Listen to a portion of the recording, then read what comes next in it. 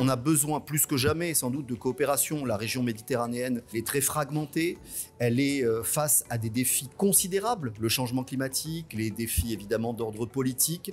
Il est important de positionner les sujets d'alimentation durable, d'adaptation au changement climatique, de sécurité alimentaire au cœur d'un agenda positif de coopération en Méditerranée. C'est pour ça que je suis ici. Les rives nord et rives sud de la Méditerranée ont un enjeu commun. Le changement climatique va avoir des effets importants sur chacun des pays, sur leur économie, sur leur agriculture. La première chose serait de véritablement capter des données, être capable de mesurer les événements, de pouvoir les modéliser l'impact des événements climatiques futurs et puis bâtir des dispositifs publics-privés. Donc travailler ensemble sur du transfert de technologies, sur de la création de connaissances, c'est des éléments qui sont évidemment importants parce qu'ils auront des incidences certes au niveau de la souveraineté alimentaire des pays, mais aussi des conséquences non négligeables par rapport à des éléments géopolitiques qui pourraient perturber l'ensemble du bassin méditerranéen. On est en train de pousser et d'encourager les chercheurs des pays du Sud à s'engager davantage dans les programmes européens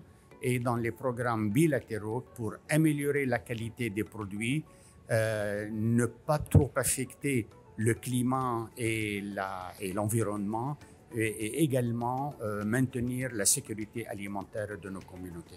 Et la place des femmes est essentielle pour les agricultures méditerranéennes. Les femmes ont toujours travaillé la terre.